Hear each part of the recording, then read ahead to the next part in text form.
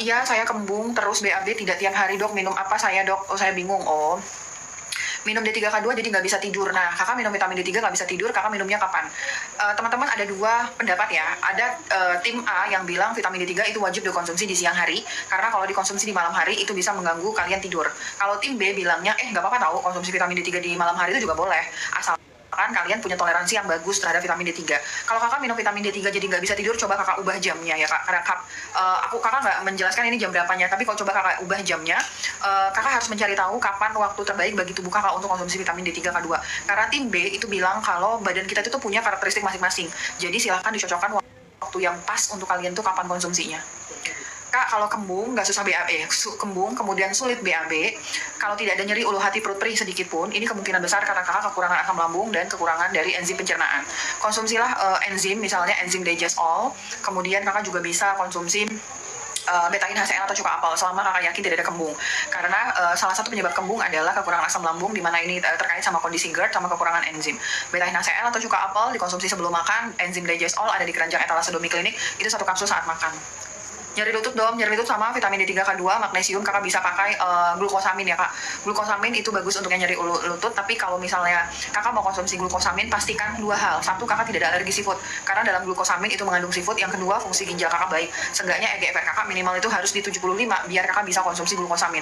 Kalau di bawah itu nggak boleh konsumsi glukosamin, konsumsinya vitamin D3K2 dan magnesium aja kak.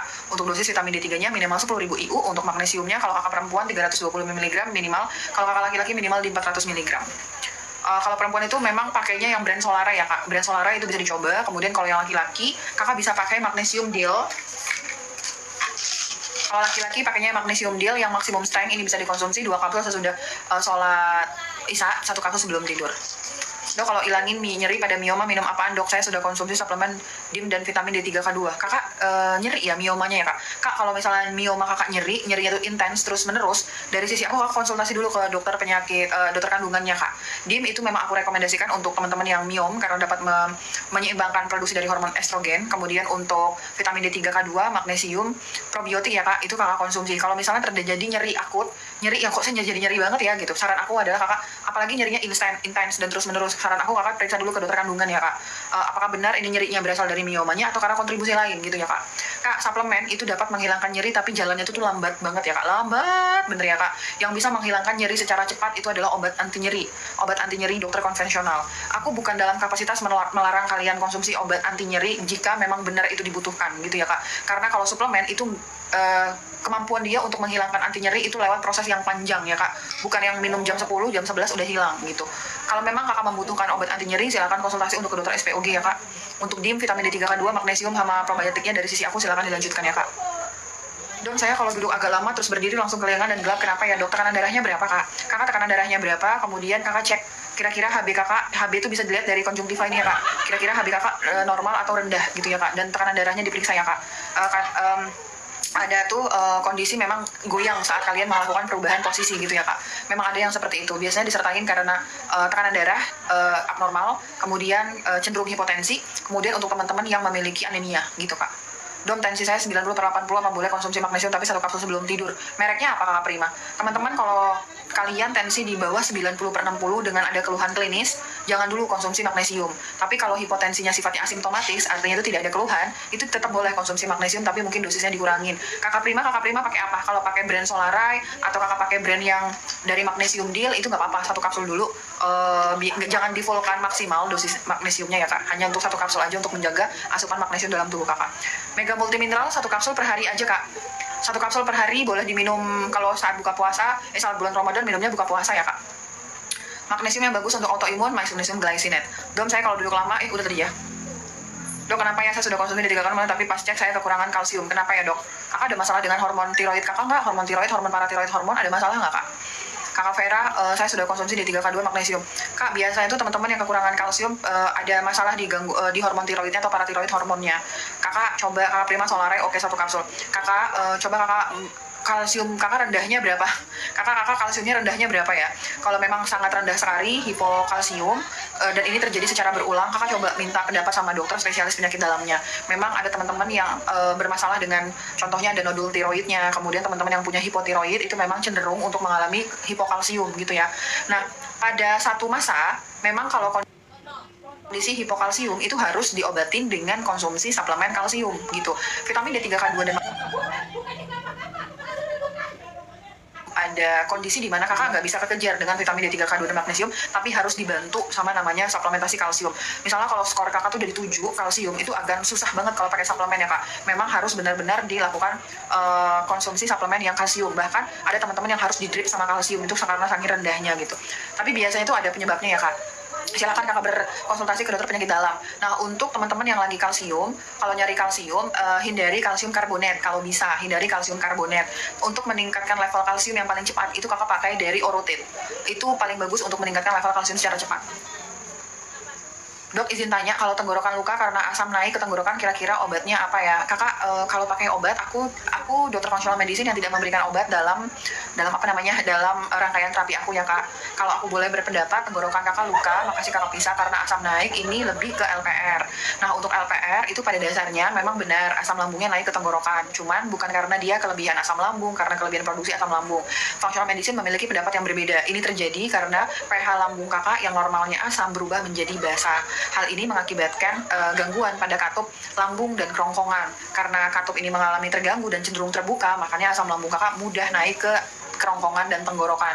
Jadi terapinya apa dok? Dari sisi aku, selama kakak yakin gak ada nyeri ulu hati perut perih sedikit pun ya kak, kakak konsumsi beta-in HCl, vitamin D3 minimal 10.000 IU, magnesium kalau perempuan minimal 350, laki-laki minimal 400 mg, enzim dan probiotik itu yang dari aku rekomendasikan ya kak.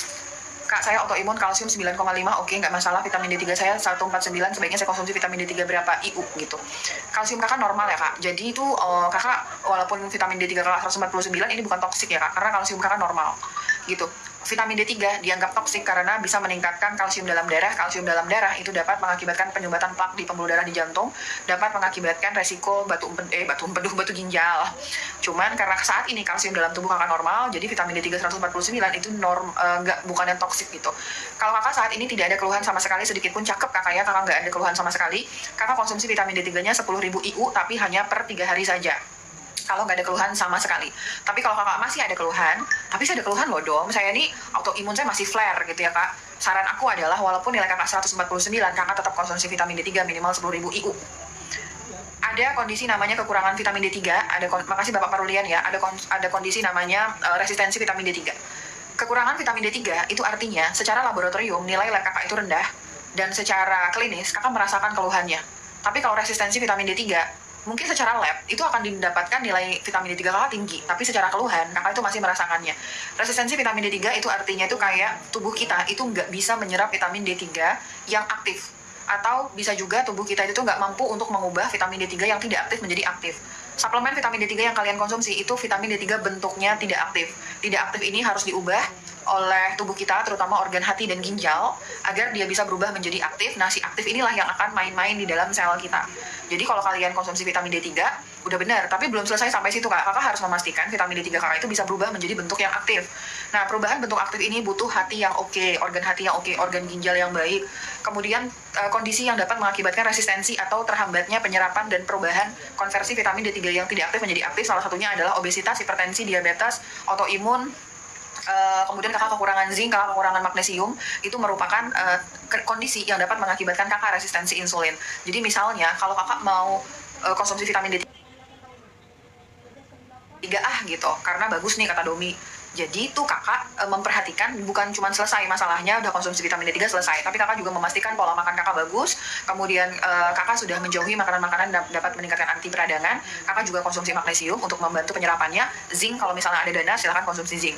Cara-cara ini dapat mempercepat proses konversinya. Jadi kakak minum vitamin D3 yang tidak aktif misalnya 100, nanti yang bekerja dalam sel juga bisa 100 gitu. Tapi kalau resistensi itu kakak minumnya 100, tapi yang main dalam sel mungkin hanya 20 gitu kak, karena ada sesuatu yang menghambat. Oleh sebab itu selalu konsumsi vitamin dengan pola makan yang baik gitu. Jangan dibalik vitamin dikonsumsi saat sakit, udah minum vitamin jadi nggak usah jaga pola makan. Nah itu salah ya kak.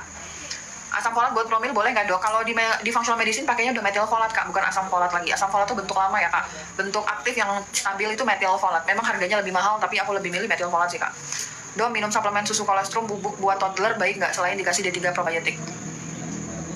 Yang pertama, susu kakak lihat dia produk ultra processed food atau tidak. Biasanya memang susu itu ultra processed food, tapi dilihat juga isinya ya kak. Kalau dia ada ketambahan dari maltodextrin, ada ketambahan fruktosa, sukrosa, creamernya, ada karbohidrat total berapa gram, kemudian dia ada kayak penyeimbang rasa, penguat rasa, antioksidan, ada ekstrak, itu ultra processed food yang dari sisi aku nggak usah kakak konsumsi. Tapi kalau kakak konsumsinya dalam bentuk hanya kolostrum saja tanpa ada efek embel-embel ultra processed food, silahkan. Jadi kakak lihat dulu brandnya ya kak, kakak baca satu-satu ingredientnya, kalau kakak yakin lanjut ajar kak. Dok, kenapa D3 nggak boleh diminum pada pasien kanker? Kakak Ayang bukannya tidak boleh, cuman pasien kanker itu kadang-kadang ada fase di mana pasien kanker itu lagi memproduksi kalsium berlebihan. Jadi untuk main amannya, main cantiknya kak, untuk pasien kanker pasti membutuhkan vitamin D3. Justru di dalam teori functional medicine untuk pengobatan kanker itu minimal 30.000 IU ya vitamin D3-nya. Cuman kita tuh sukanya tuh main cantik, main hati-hati ya kak.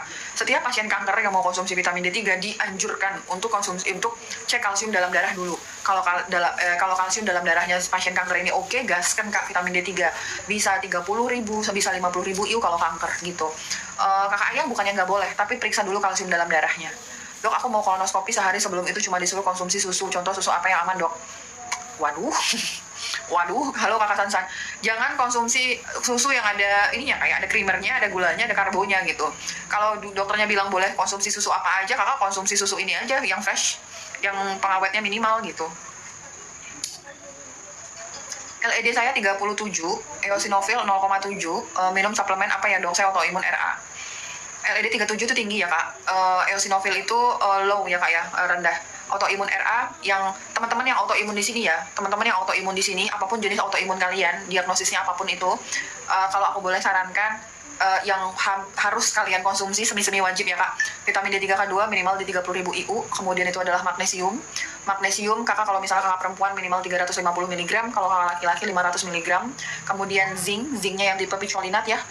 Zinc kan ada banyak ya, tapi kalau untuk autoimun, untuk meningkatkan level zincnya pakainya zinc picolinat, kemudian probiotik. Probiotiknya kalau dari sisi aku untuk pasien autoimun pakainya yang probiotik dari Lactobacillus reuteri dari Life Extension. Kenapa dong? Karena probiotik Lactobacillus reuteri itu dapat menurunkan tingkat peradangan kronik. Jadi itu kita melakukan penelitian teman-teman ini autoimun dengan nilai CRP yang tinggi setelah jaga pola makan, kemudian setelah masuk suplementasi vitamin D3, kemudian konsumsi Lactobacillus reuteri, ternyata tingkat peradangan itu berkurang. Makanya Lactobacillus reuteri ini sekarang lagi di campaign untuk teman-teman yang autoimun sama kanker. Jadi kalian konsumsi probiotiknya jangan yang biasa, tapi yang lebih spesifik, Lactobacillus reuteri. Kemudian kak, vitamin D3 K2, magnesium, zinc, Lactobacillus reuteri itu yang kewajibkan. Untuk RA tambahannya adalah potasium sitrat, minimal 800 sampai 1000 mg per hari. Potasium sitrat ada di keranjang etalase Domiklinik, kakak lihat ada potasium powder, dikonsumsi seperempat sendok teh dicampur segelas air sudah makan pagi dan sore. Potasium sitrat itu bagus banget ya kak, tapi hati-hati untuk teman-teman yang sakit mah, hati-hati untuk teman-teman yang penurunan fungsi ginjal dengan EGFR kurang dari 80, jangan konsumsi potasium. Selain itu gaskan kak. Kemudian NAG 1 hari 2 kali sesudah makan buka puasa dan sahur, itu minimal yang aku rekomendasikan untuk teman-teman RA. Silahkan dipertimbangkan ya kak. Dok, untuk ambeien vitaminnya apakah? Untuk ambeien itu di functional medicine nggak ada vitamin spesifik ya kak, kayak dokter konvensional. Kalau misalnya ambeien kakak udah grade 3 yang keluar, kemudian nggak bisa dimasukin lagi, padahal kakak udah dorong dengan jari ya kak, itu harus operasi. Minta bantuan dokter konvensionalnya ya kak. Kalau dari dokter functional medicine tuh ambeien itu nggak ada spesifikasi ini obatnya gitu. Yang kita jaga adalah bagaimana tuh mikrobioma usus kakak tuh tetap oke, walaupun ada peradangan dari ambeien. Jadi kakak bisa konsumsi probiotik. Kemudian nggak ada perukaan di sana, jadi kakak bisa konsumsi zinc carnosine. Kemudian kakak konsumsi vitamin D3 K2 dan magnesium. Dari sisi fungsional itu nggak ada obatnya ya kak, spesifik. Kalau ambeien ini kasus yang minta bantuan dari dokter konvensional ya kak. Metilfolat ideal 1000 sampai 1500 mikrogram di keranjang kuning Domiklinik ada, ini dia kak. Ini ya kak, metilfolat itu asam folat yang aktif. Jadi tuh kita udah lama banget nggak pakai asam folat ya kak. Tapi kalau kakak mungkin ke bidan, ke dokter umum, ke dokter SPOG, ke puskesmas masih pakai asam folat. Tapi kalau functional medicine udah yang sifat yang stabilnya, kita pakainya metilfolat kak. Susu bear bread aman nggak dok?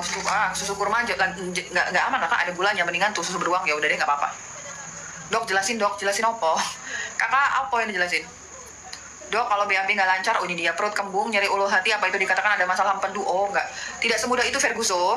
Kakak, empedu itu biasanya tuh nyerinya itu di sisi kanan, di perut atas kanan, dia bisa menjalar hingga dada, kemudian tuh ke lengan, bahkan ada teman-teman yang sampai tuh pundaknya itu tuh swakit, ada yang sampai menjalar ke lengan. Pokoknya itu tuh dia lebih khasnya tuh ke daerah kanan kalau batu empedu.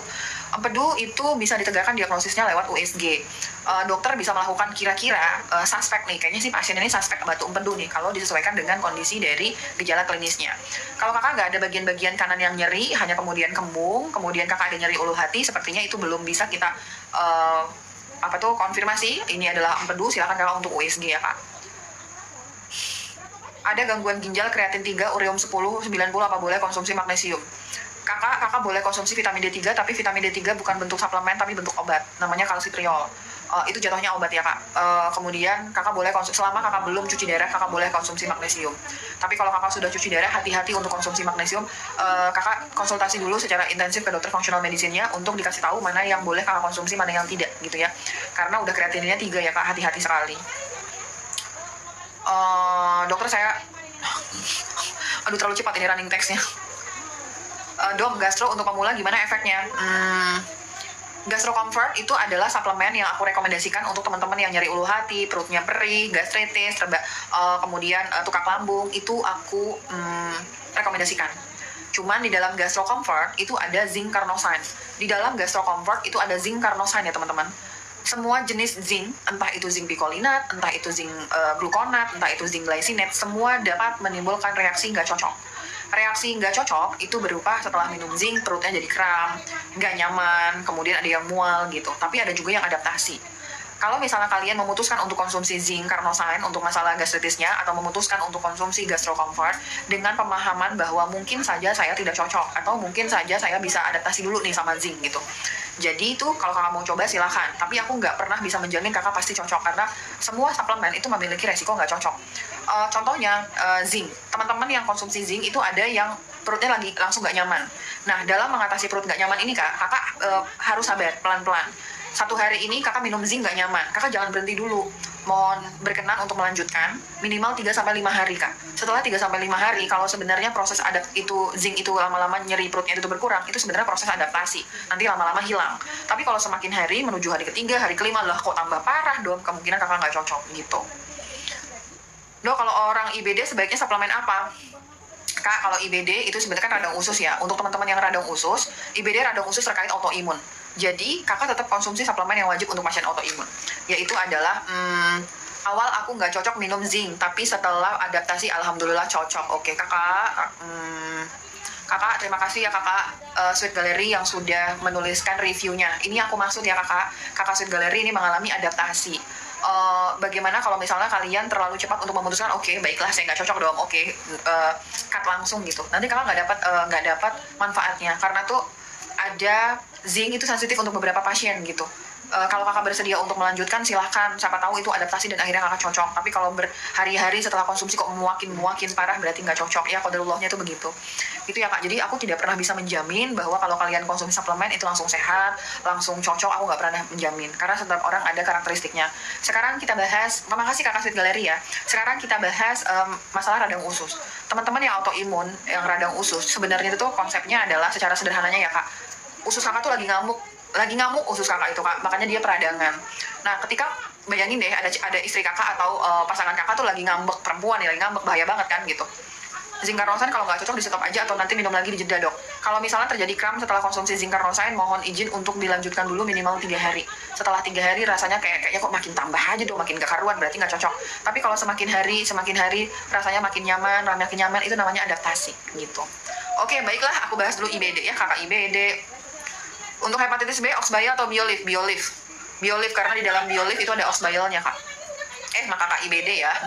Kakak IBD, jadi itu untuk teman-teman yang radang usus autoimun, itu sebenarnya pada dasarnya bahwasannya adalah kakak usus kakak tuh lagi ngamuk gitu. Jadi kayak anak perempuan lagi ngamuk, kakak ikutin aja mau dia gitu. Jadi diikutin tuh, jangan makin buat dia marah gitu. Itu juga usus kita. Nah, usus kita itu tuh pada dasarnya cuman kenal sama makanan, protein, karbohidrat, serat, sama lemak. Usus kita tuh cuma itu doang yang dia kenal kak. Kesalahan kita mengenalkan dia sama dunia luar. Kakak merokok, kakak minum alkohol, kakak terlalu banyak konsumsi obat-obatan, obat anti nyeri misalnya, kemudian kakak minum antibiotik bolak-balik, sakit dikit minum antibiotik, beli obat di apotek minum antibiotik.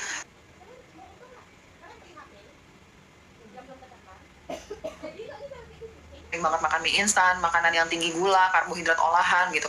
Tentu aja usus kita tuh akan capek kak. saya capek sama kamu, kata dia gitu, karena dia selalu terus-terusan dikasih sama sesuatu yang dia nggak suka. Nah, karena dia udah ngamuk, terjadilah peradangan.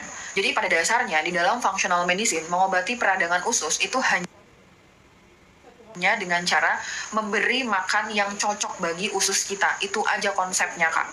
Kemudian kita mengembalikan vitamin, mineral yang kurang ketika kakak sakit. Makanya kalau aku dalam mengobati pasien-pasien radang usus, yang aku perhatikan adalah bagaimana pola makan kakak gitu. Semua biji-bijian, nasi itu termasuk dalam biji-bijian green ya teman-teman. Kacang-kacangan, semua fiber, semua protein itu dapat menimbulkan alergi. Teman-teman yang radang usus, dicari tahu kalian itu alergi sama apa. Itu kuncinya, Kak. Sebagus obat apapun yang kakak konsumsi, tapi kalau kakak masih makan yang buat kakak alergi, nggak kelar-kelar sakitnya, Kak. Percayalah, Kak.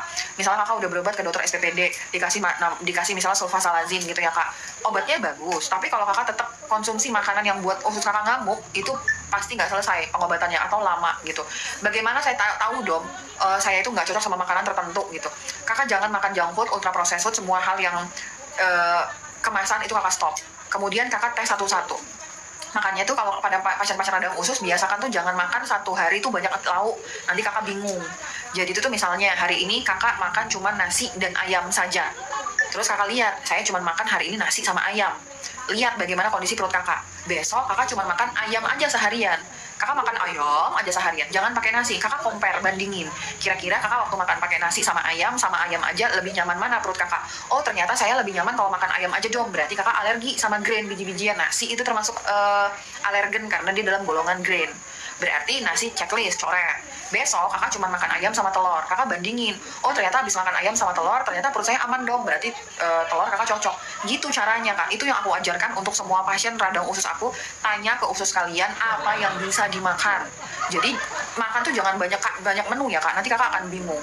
Jadi semua pasien aku yang radang usus itu punya food journal sendiri. Perhatikan apa yang usus kalian mau, terus conteng. Oh ayam conteng. Oh ikan conteng.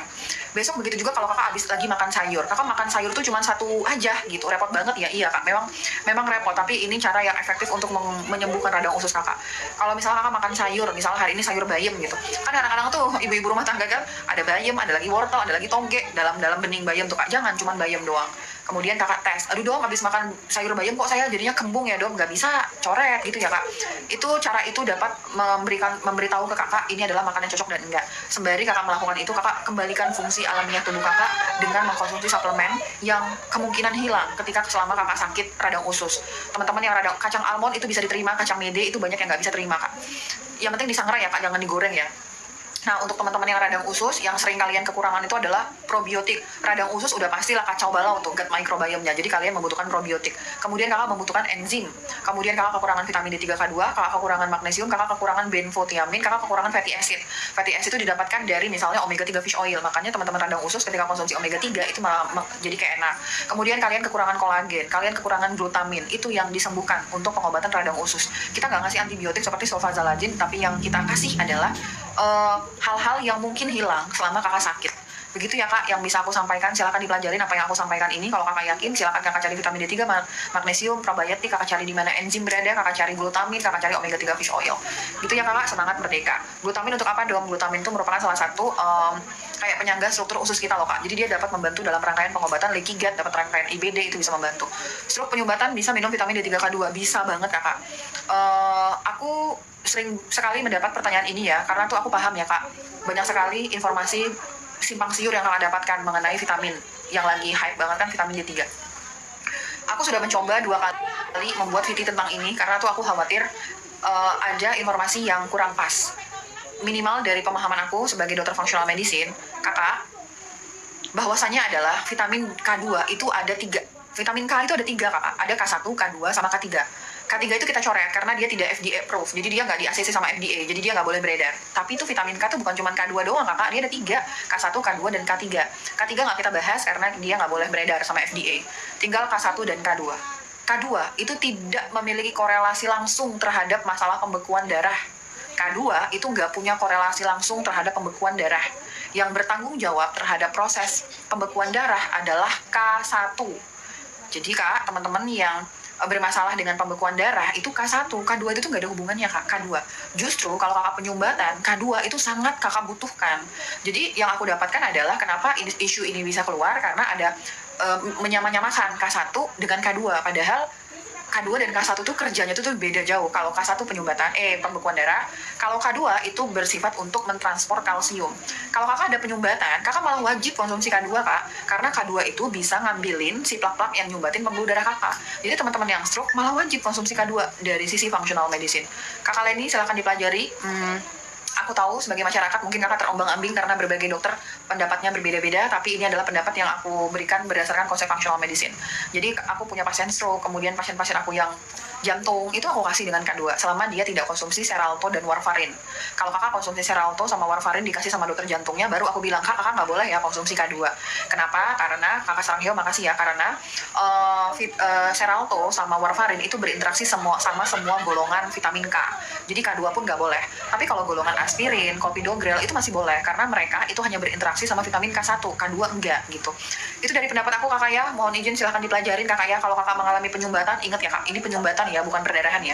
Kalau kakak mengalami penyumbatan, aku sangat merekomendasikan yang namanya Natosera. Itu bagus banget untuk teman-teman yang lagi mengalami penyumbatan di jantung, penyumbatan di kepala, stroke. Natosera dikonsumsi sebelum makan itu oke. Penyumbatan ya kak, bukan perdarahan. Karena kalau stroke perdarahan haram hukumnya konsumsi Natosera, tapi kalau penyumbatan boleh. Tahu dari mana dong penyumbatan atau perdarahan? CT scan dulu kakak. Dom, di keranjang Domi kan ada magnesium glycinate 500 mg, iya betul. Kak aku scroll ya. Dok, aku mau beli obatnya, cuman takut nggak sesuai anjuran. Kalau GERD suplemennya apa? Aku nggak pakai obat. GERD itu vitamin D3K2 dan magnesium. Bukan GERD aja, kakak konsumsi vitamin D3K2 dan magnesium juga loh kak. Jadi itu asiknya ya, kalau kalian main suplemen, asiknya tuh gini, tujuan kakak untuk menjaga imunitas, minum vitamin D3K2 dan magnesium. Tapi dalam proses kakak konsumsi itu, kakak bisa memperbaiki GERD kakak bisa memperbaiki fungsi ginjal kakak bisa memperbaiki tekanan darah kakak gitu. Jadi asiknya kalau kakak konsumsi suplemen adalah kakak mau ngeberesin satu, tapi yang lain-lain ikutan beres gitu. Termasuk kakak nih, kakak Ang, kakak konsumsi vitamin D3 10.000 IU ya, kemudian magnesiumnya kalau kakak perempuan konsumsinya di Solaray di mana berada, Solaray di 350 mg, tapi kalau kakak laki-laki konsumsinya adalah magnesium deal yang maksimum strength. Kemudian probiotik, kakak GERD mah membutuhkan probiotik. Kalau kakak Ang yakin kakak ini GERD bukan gastritis, itu beda jauh ya teman-teman. GERD sama gastritis kayak bumi dan langit.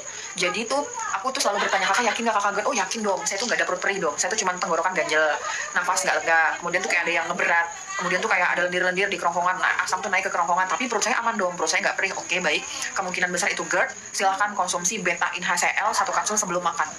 Tapi kalau kakak nggak yakin, dong saya nggak yakin gitu, kok saya itu kayaknya tuh dada saya itu tuh berat, tapi kok saya juga ulu hati saya perih ya dong. Oh jangan, kakak jangan konsumsi beta HCl, tapi yang kakak konsumsi adalah zinc carnosine atau Gastro Comfort kombinasi sama DGL, itu dulu yang kakak konsumsi. Setelah perut perih kakak hilang, baru kakak konsumsi si beta-in HCl. Semua yang aku rekomendasikan ada di etalase Domi Klinik ya kak, silahkan dicari ya kak. Tadi aku magnesium ya, kak aku punya magnesium ada banyak ya, memang agak pusing ya. Aku itu berusaha untuk menyediakan suplemen sesuai dengan kebutuhan. Kakak sehat, walafiat, cakep, gak ada keluhan sama sekali, laki perempuan. Kalau kakak mau cari magnesium, pakai magnesium Naturbel yang 500 mg, cara konsumsinya 1 kapsul sebelum tidur. Laki perempuan sehat, walafiat, cakep, gak ada keluhan sama sekali, magnesium Naturbel 500 mg sebelum tidur.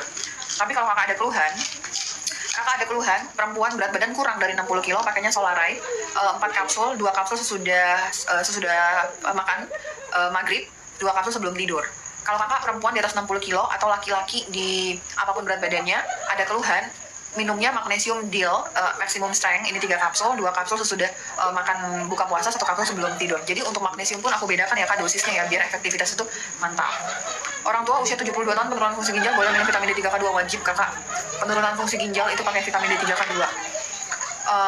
Kak, di sisi functional medicine ya, semakin kakak mengalami penurunan fungsi ginjal, semakin butuh kakak vitamin D3. Jadi yang bilang vitamin D3 bisa membebankan ginjal itu nggak benar 100% ya kak. Semakin kakak menurun ginjal kakak, semakin butuh kakak konsumsi vitamin D3 ya kak. Semangat. D3K2 double strength dan liposomal bagus mana dong? Liposomal vitamin D3 yang apa ada kak? Kak aku saat ini tuh cuman ada yang ini, liposomal aku nggak punya. Kak aku punya yang ini terbuat dari soft gel, ada coconut oilnya, tapi dia juga ada tree nuts-nya. Kak sebenarnya ini mungkin teman-teman yang menyediakan suplemen nggak memberitahukan ini ya. Untuk vitamin D3 itu ada yang dibuat dalam bentuk soft gel, ada yang dibuat dalam bentuk kapsul. Soft gel itu penyerapannya jauh lebih bagus daripada yang kapsul. Tapi kadang-kadang soft gel ini kurang toleran untuk teman-teman yang ada alergi kacang. Jadi kalau kakak sekiranya ada alergi kacang, kakak hindari yang soft gel. Tapi kalau kakak yakin cakep, kakak nggak ada alergi kacang, sok atuh konsumsi yang soft gel, itu jauh lebih bagus. Kakak Erika, probiotik 200 IU perlu berapa botol dom? Soalnya sudah hampir habis. Kakak Erika keluhannya apa? Kakak Erika pun aku lupa ya. Kakak Erika, mohon maaf, kakak keluhannya apa? Kalau kakak sehat walafiat, nggak ada keluhan sama sekali, kakak cukup konsumsi probiotik yang 200 CFU itu satu kapsul per hari aja kak. Kalau kakak sehat walafiat nggak ada keluhan apa-apa. Dok, kalau PCOS dan punya mioma, kakak pertimbangkan konsumsi vitamin D3K2 minimal 20.000 IU, kemudian magnesium, dan inositol. Inositol itu kakak konsumsi 2 kapsul sesudah buka puasa, 2 kapsul sebelum tidur. Kalau kakak lagi tidak dalam rangka mau program punya anak, aku rekomendasi DIM untuk miomanya. Tapi DIM tidak boleh dikonsumsi kalau kakak lagi promil. Jadi aku kembalikan ke kakak ya, kalau kakak pengen menyeimbangkan kondisi mioma kakak, pakai DIM. 1 hari 2 kali 1 sesudah makan. Tapi kalau kakak lagi mau promil, jangan konsumsi DIM. Karena DIM tidak boleh dikonsumsi untuk teman-teman yang mau promil gitu. Nanti hormon kakak bisa nggak oke. Dok, kalau minum pengencer darah Clopidogrel boleh minum vitamin apa aja? Boleh minum vitamin D3, K2, magnesium, itu boleh. Tapi Clopidogrel tidak boleh dibarengin dengan natokinasen atau sera ya kak. Kakak pilih salah satu. Kakak mau ikut dokter konvensional atau dokter fungsional? Dom, kalau tetap makan perut jadi berat terkhusus tiap harus habis makan malam, solusinya apa? Kakak perbaiki asam lambung kakak. Kalau kakak nggak ada perut perih, pakai cuka apel atau beta NaCl, kemudian enzim. Riwayat tipes dom, oh tipes. Kalau misalnya saat ini kakak udah konsumsi 200 bilionnya, misalnya udah 1 bulan, kakak nggak ada keluhan lagi, boleh di stop nggak apa-apa. Tapi pada dasarnya orang sehat walafiat kan boleh ya kak minum probiotik selama ada budget ya kak. Aku paham ya probiotik itu untuk beberapa teman-teman tuh pricey gitu ya teman-teman ya, aku paham sekali itu. Jadi kalau misalnya kalian ada budget mau minum dalam kondisi long lasting ya nggak apa-apa. Tapi kalau udah nggak ada keluhan, santai, cakep, kakak mau berhenti juga nggak apa-apa. Kakak perhatikan aja pola makan kakak gitu. Magnesium malate dan magnesium threonate, kenapa? Malate untuk teman-teman yang nyari-nyari otot, threonate untuk teman-teman yang bermasalah dengan sistem saraf pusatnya. Dokter saya tanya, makasih kakak ya. Dokter saya tanya kenapa kok saya enak kalau duduk berdiri, tapi kalau tidur nggak kenapa-napa. Dok, saya enak kalau duduk berdiri, tapi kalau tidur nggak kenapa-napa. Tidurnya terlentang apa enggak kak? Yang buat kakak nggak kenapa-napa tuh tidurnya terlentang atau enggak apa-apa? Anak 2 tahun susah BAB, lagi minum susu ini nggak? Lagi minum susu formula nggak kak? Vitamin probiotik untuk IBD Lactobacillus reuteri. Untuk semua kasus autoimun makanya Lactobacillus reuteri. Cara minum vitamin D3, K2 dan magnesium. Teman-teman, vitamin D3 di bulan puasa ini dikonsumsinya sesudah sahur. Zinc itu sebenarnya gengs efektif sebelum makan. Cuman untuk teman-teman yang ada masalah dengan mah, mendingan konsumsi sesudah makan. Zinc picolinat ya teman-teman, ada di keranjang Domi Klinik. Kemudian untuk magnesium aku rekomendasikan sebelum tidur kakak. Begitu. Dom, vitamin untuk anxiety apa? Vitamin D3K2, magnesium, vitamin B kompleks, sama rhodiola rosea ashwagandha. Itu aku anjurkan untuk teman-teman yang anxiety. Vitamin D3K2, magnesium, kemudian setelah kakak memenuhi 2 ini, kakak tambahan vitamin B kompleks, kemudian rhodiola rosea ashwagandha. Dom, saya minum probiotik reuteri mau habis, apakah boleh minum lagi karena masih keluhan benjolan di PDO? Nggak masalah kakak, nggak apa-apa kakak yang silahkan. Kalau kakak Lactobacillus reuteri bisa dikonsumsi sama semua orang ya teman-teman. Asiknya tuh gitu ya. Tidak tercipta hanya untuk teman-teman yang saat ini lagi ada kondisi spesial. Untuk teman-teman yang sehat walafiat itu boleh loh konsumsi Lactobacillus reuteri. Karena tuh Lactobacillus reuteri itu memiliki kemampuan anti-aging. Jadi untuk teman-teman yang mau kelihatan tetap awet muda, mau cari probiotik Lactobacillus reuteri. Penelitiannya udah ada, dicarilah kakak. Nanti kakak-kakak yang concern banget sama anti-aging, tahu-tahu langsung pada beli semua. Itu memang iya bener. Probiotik itu kan dia membantu dalam proses kulit kita tetap baik ya kak. Aku tuh jerawatan ya kak. Aku tuh jerawatan parah ya kak. Dari aku SMP tuh aku jerawatan parah ya kak. Sampai semuka-muka aku tuh jerawatan kak. Tapi tuh aku pelan-pelan minum probiotik, pelan-pelan minum vitamin D3, pelan-pelan minum zinc gitu. Ada perbaikan. Walaupun nggak cakep-cakep aman, tapi ada perbaikan kak. Jadi itu tuh probiotik itu membantu sekali dalam proses kulit kita tuh jadi tetap baik, peradangannya berkurang gitu. Dom, kreatinin saya 1,29. Jangan makan gula, jangan makan tepung, jangan makan produk kemasan, minuman kemasan. Itu udah harus kakak lakukan ya kak. Kemudian kakak bisa pertimbangkan untuk konsumsi grass fed kidney suplemen, tapi lagi habis, aku nggak bisa ngeliat contohnya. Kakak bisa lihat di keranjang kuning aku, sisanya itu acacia fiber, itu kakak konsumsi 1 sendok makan dicampur segelas air sebelum makan. Kemudian kakak lihat ada astragalus, makasih kakak Listia Agung ya. Astragalus itu 1 kapsul sesudah makan pagi dan sore, atau makan buka puasa dan sahur. Vitamin D3K2, magnesium itu sangat aku anjurkan untuk penurunan fungsi ginjal. Nilai awal HbA 1C 6,3, wajib jangan makan gula. Teman-teman 6,3 ini statusnya prediabetes. Teman-teman yang prediabetes jangan makan gula. Itu kuncinya dari semua hal. Kakak yang ada prediabetes itu jangan makan gula. Aku mau cerita sedikit ya. Dulu waktu aku lagi koas, aku kan praktek di rumah sakit. Kemudian tuh aku jaga UGD. Saat aku lagi di UGD, itu aku ketemu sama pasien berdarah-darah, abis kecelakaan patah tulang, harus segera dioperasi. Karena bayangin kalian berdarah-darah, abis patah tulang, kecelakaan, kalau nggak dioperasi bisa mengakibatkan kematian yang disebabkan karena kekurangan darah. Jadi harus dioperasi tuh, harus dihentikan perdarahannya lewat jalur operasi. Kemudian aku disuruh sama dokternya untuk melakukan pemeriksaan wajib. Pasien-pasien sebelum operasi itu dilakukan pemeriksaan. Salah satunya adalah pemeriksaan gula darah. Waktu aku periksa jeder, gula darahnya itu 400-an kakak, si pasien yang mau operasi ini. Tentu aja dokter bedanya nggak mau nih kalau operasi pasien dengan gula darah tinggi bahaya karena dapat mengancam nyawa. Untuk operasi dilakukan pada pasien yang gula darah tinggi. Di satu sisi pasiennya harus segera dioperasi. Kalau nggak dioperasi bahaya nih, bisa perdarahan terus-terusan. Tapi di satu sisi pasiennya punya masalah gula darah yang tinggi.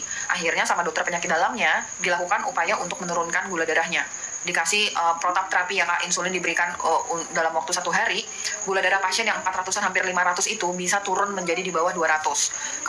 Kemudian tuh aku kagum-kagum, wah keren banget ya gitu, jadi dokter ini bisa loh nurunin gula darah dari hampir 500-an ke bawah 200 dalam hanya 1 hari gitu. Terus aku wah keren banget gitu. Itu waktu itu pikiran aku seperti itu ya kak. Kemudian singkat cerita pasiennya ini sudah menjalani operasi, udah cakep, selesai. Waktu 2 minggu kemudian atau 3 minggu kemudian ya pasien itu datang lagi kak. Bayangin dia datang dengan luka yang sangat jelek, luka operasinya itu tuh bener-beneran mohon izin tuh nggak bagus banget dengan perdarahan gitu. Waktu aku lakukan lagi pemeriksaan jeder, gula darahnya naik lagi ke 500 kakak, gula darahnya naik lagi ke 500 hanya dalam waktu 3 minggu. Menurut pasiennya kok bisa ya gula darah saya naik lagi, kan saya itu dikasih insulin sama dokternya, obat dari dokter saya minum, obat oral diabetes diminum, obat insulin saya suntikin, kenapa gula darah saya bisa tinggi gitu ya kak. Ini pasien itu kayak denial, kok bisa sih masih tinggi aja gitu. Nah, di saat itulah aku memahami, dan setelah aku kenal sama functional medicine, aku makin paham. Ternyata teman-teman, obat insulin, kemudian obat gula darah itu memang benar dapat menurunkan nilai laboratorium gula darah kalian. Jadi kalau kalian pakai insulin, ya udah pastilah gula darah kalian tuh bisa turun gitu. Tapi dia tidak benar-benar hilang dalam tubuh kalian. Si gula itu cuma melakukan efek manipulasi, dia nyumput aja kak. Jadi waktu diperiksa itu nggak kebaca. Tapi sebenarnya gula itu tetap ada dalam tubuh kakak. Gula itu tetap melakukan kerusakan mikrosel dalam tubuh kakak. Jadi si pasien ini lukanya nggak bagus karena gulanya tinggi. Saat aku cari tahu, ternyata walaupun pasien ini menggunakan insulin, konsumsi obat diabetik, tapi setiap hari, karena orang Indonesia ya gengs, kalau sakit itu kan dikasihnya apa? Roti tawar, susu, dikasihnya lagi makanan-makanan kayak roti-roti, biskuit. Dia setiap hari ngemilinnya itu terus gitu. Nah ini yang bahaya, karena walaupun hadirnya insulin, kalau kakak makan itu setiap hari gula, kakak nggak akan sembuh dari gula darah. Kalaupun berhasil insulin itu nurunin gula darah kakak, tapi percayalah kak, gula itu nggak benar-benar hilang dalam tubuh kakak. Dia hanya melakukan manipulasi, dia tetap menggerogoti tubuh kakak. Jadi kalau teman-teman yang punya gula darah, kalau misalnya kalian udah disuntik insulin, jangan seneng kalau misalnya wah gula darah saya udah rendah nih. Tapi ya lebih seneng kalau misalnya kalian bisa mengontrol gula darah tanpa ada bantuan obat, karena pasti itu berasal dari pola makan yang oke. Terus aku pernah juga praktek di koas ya, keliling di Polimata. Terus aku bertanya-tanya, orang polimata yang katarak itu gula darahnya itu di bawah 200, tapi kenapa tetap katarak ya gitu. Ya karena tuh walaupun gulanya terkontrol, tapi ya matanya tetap aja terganggu karena ada gula. Kemudian teman-teman, aku juga pernah di ruangan HD, itu teman-teman yang HD yang gula darahnya tinggi, kok tetap bisa gagal ginjal ya, padahal kan gula darahnya terkontrol ya gitu. Ya tetap aja kak, karena si gula itu tetap ada, dan kalimat gak bagusnya ya kak, dia tetap menggerogoti ginjal kakak, dia tetap menggerogoti mata kakak gitu. Jadi tuh walaupun nilai kakak itu gula darahnya itu terkontrol secara laboratorium, tapi kakak tetap aja, ya kalau kakak gagal ginjal ya tetap bisa gagal ginjal, kakak katarak itu tetap bisa katarak gitu. Jadi yang aku maksudkan adalah cara terbaik untuk kakak sembuh dari gula darah adalah dengan enggak makan gula. Mungkin kalau dokter konvensional masih agak takut ya kalau nggak ngebolehin pasien makan gula, nggak ngebolehin pasien makan karbo gitu. Karena kan pemerintah Indonesia pun masih memperbolehkan kita konsumsi gula. Kemenkes tuh masih boleh 50 gram per hari. Tapi kalau dokter fungsional itu ketat banget, jangan makan gula kalau mau sembuh dari gula, dan batasi karbohidrat. Kakak itu yang ingin aku ceritakan, semoga kakak dapat intisari dari cerita aku ya kak. Sekian dan terima kasih. Jadi teman-teman yang gula darah, jangan makan gula, olahragalah, berpuasalah, konsumsi vitamin D3, K2 dan magnesium. Vitamin D3, K2 dan magnesium sangat penting banget dalam regulasi insulin kakak. Jadi konsumsilah vitamin D3, K2 dan magnesium kakak ya. Semangat merdeka. Kalau sembelit baiknya minum apa dok? Saya BAB 2 sampai dengan 3 hari. Kalau persembelitan, yang pertama penyebab sembelit, 1 kakak kurang asam lambung, 2 kakak kurang enzim, 3 kakak kurang garam empedu, 4 karena penyakit kurang serat, kurang fiber, 5 kakak penyakit lainnya. Jadi teman-teman yang autoimun atau teman-teman yang punya infeksi kronik, teman-teman yang lagi dalam pengobatan GERD, kemudian konsumsi obat-obatan PPI, teman-teman yang konsumsi obat TBC paru dan konsumsi antibiotik, itu bisa mengakibatkan konstipasi atau sembelit. Kakak koreksi, kakak salah satu dari kondisi kakak salah satu dari yang aku sebutin tadi atau enggak. Kurang asam lambung, kurang enzim, kurang garam empedu, kemudian kurang fiber atau kondisi lainnya gitu. Nah, untuk mengatasinya ya dicari tahu penyebabnya apa. Tapi memang karena yang terkenal adalah kalau misalnya nggak bisa BAB tuh makan sayur tahu, karena sayur tuh bagus untuk biar kita bisa BAB. Tapi ada lagi pasien, saya udah makan sayur tiap hari juga tetap susah gitu. Karena bukan the only one kurang sayur ya kak yang mengakibatkan kakak itu sembelit, kakak juga bisa sembelit karena kakak kekurangan enzim, asam lambung gitu. Jadi makanya untuk teman-teman yang walaupun sehat walafiat, kalau misalnya kalian berkenan, tetap kalian itu konsumsi makanan fermentasi, fermented food, misalnya kayak cuka apel, kemudian kakak konsumsi kayak kimchi, kemudian lemon gitu. Karena makanan-makanan itu tetap bisa mempertahankan asam lambung kita tetap normal. Kemudian enzim kita, kalau misalnya asam lambungnya itu bagus, enzim kita tetap terproduksi dengan baik gitu ya kakak. Kemudian konsumsi probiotik, konsumsi sayuran silahkan. Tapi kalau kakak udah sampai di momen saya udah konsumsi sayuran sampai mual dong, tapi saya nggak oke juga BAB-nya. Nah berarti kakak pikirkan udah salah satu dari di atas. Kalau kakak saat ini pengen coba suplemen, aku rekomendasikan ini untuk kasus kekurangan serat ya kak. Aku rekomendasikan di Domi Klinik etalasenya ada namanya Colon Care, itu untuk obat pencahar yang bisa membantu kurang persembelitan gitu. Tapi kalau misalnya kakak sudah konsumsi itu, kakak belum bisa BAB, kemungkinan masalah kakak bukan di kurang fiber, tapi kakak ada masalah-masalah lain yang harus kakak segera perbaiki. Itu yang bisa aku sampaikan ya kakak. Silahkan dicoba. Aku lebih suka itu menyampaikan teori daripada aku langsung kasih tahu ini gitu. Jadi tuh biar kakak tuh gitu topolannya dong gitu. Berberin jangka panjang aman, kakak. Berberin itu bagian dari pengobatan kanker. Jadi itu tuh berberin jangka panjang mah aman. Berberin hanya tidak boleh dikonsumsi pada ibu hamil. Selain itu boleh konsumsi berberin. Aku konsumsi berberin kak. Dok, rambut rontok parah, konsumsi apa? Kolagen, biotin, probiotik, vitamin D3. Sudah minum vitamin D3, magnesium, tambahin probiotik dan zinc picolinat, kemudian probiotik ya kak, dikonsumsi. Biotinnya minimal 5.000 ya kak mikrogram. HbA1c 63 minum udah tadi ya. Magnesium dan D3K2 rekomendasi buat anxiety apa dong? Yang aku punya adalah vitamin D3K2 dari Naturbell. Ini soft gel, penyerapannya lebih baik, tapi punten untuk teman-teman yang alergi jangan alergi kacang. Jangan konsumsi yang soft gel, konsumsinya kapsul. Untuk anxiety, karena teman-teman kalau yang sehat walafiat gak ada keluhan sama sekali, cakep, kakak kan pakainya yang ini kan, 1 kapsul sebelum tidur. Tapi berhubung kakak punya anxiety, aku tanya kakak nih, kalau misalnya kakak perempuan berat badannya kurang dari mana kak? Kurang dari 60 kilo, pakainya si Solarite. Tapi kalau lebih dari 60 kilo, pakainya si Maximum Strength. Asma, kak, kalau asma itu terjadi karena peristiwa alergi. Jadi itu kalau kakak asma, zincnya tuh beda lagi. Aku ada zinc picolinat, ada zinc glycinate. Nah khusus untuk teman-teman yang asma, pakainya adalah zinc quercetin. Zinc quercetin 1 hari 3 kali 1 sesudah makan. Kemudian vitamin D3K2 minimal 20.000 IU. Kemudian kakak konsumsi magnesium. Karena kakak konsumsi vitamin D3, maka kakak konsumsi magnesium ya. Vitamin D3K2 20.000 IU, kemudian tuh magnesium. Kemudian kakak zinc quercetin 1 hari 3 kali 1 sesudah makan. Dan probiotik. Itu yang aku sangat rekomendasikan ya kak untuk asma. Kalau misalnya kalian asma udah bolak-balik ke dokter paru, kemudian bolak-balik IGD, sesak napas di nebu hilang. Nanti ada lagi sesak napas di nebu hilang gitu ya kak. Aku sering ketemu pasien seperti itu. Itu adalah momentum kakak untuk kakak mencari tahu apa yang kurang dari diri kakak. Nah untuk teman-teman yang asma, aku mah sangat merekomendasikan kakak kekurangan vitamin D3. Teman-teman yang asma wajib banget konsumsi vitamin D3 karena kekurangan vitamin D3 itu makin memperburuk kondisi asma kalian. Aku nggak bisa menjamin kakak bisa sehat walafiat, tapi banyak kasus ketika konsumsi vitamin D3 kekambuhannya itu berkurang, kemudian itu intensitasnya itu juga berkurang gitu. Silahkan kakak koneng dipertimbangkan ya kak. Alergi dingin, sama aja kak. Alergi, asma, eczema, dermatitis, konsumsinya vitamin D3 20.000 IU. Kemudian zinc quercetin itu dari keranjang Domi Klinik ya kak, itu dikonsumsi 1 hari 3 kali 1 sesudah makan. Tapi ingat bahwasanya zinc quercetin itu mengandung vitamin C. Jadi untuk teman-teman yang punya mah, hati-hati konsumsi zinc quercetin.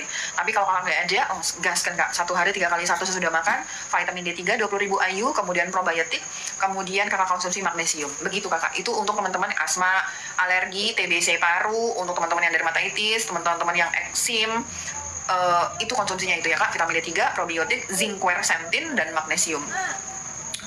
Malam dok, saya baru mengetahui hidung saya ada daging atau tumor. Harus minum suplemen apa untuk menghilangkannya? Kakak Didi, suplemen itu tidak bisa menghilangkan tumor. Jadi itu seharusnya kakak konsultasi dulu ya, pertama ke dokter spesialis bedahnya. Nanti beliau akan memberikan, atau THT ya, akan memberikan pendapat medisnya, ini apa jenisnya, si benjolan itu apa jenisnya gitu, atau polip kah ya kak, atau memang tumor kah gitu. Jadi itu harus dicari tahu nih apa. Suplemen gak bisa menghilangkannya ya kak. Kalau aku bisa bilang suplemen bisa menghilangkannya, itu aku overclaim banget gitu ya kak. pada dasarnya semua kayak misalnya kista, dom saya ngilangin kista pakai apa gitu. Terus pada dasarnya kista ginjal, kista di rahim itu memang ada dalam tubuh kita Kak. Memang ada tuh dalam tubuh kita.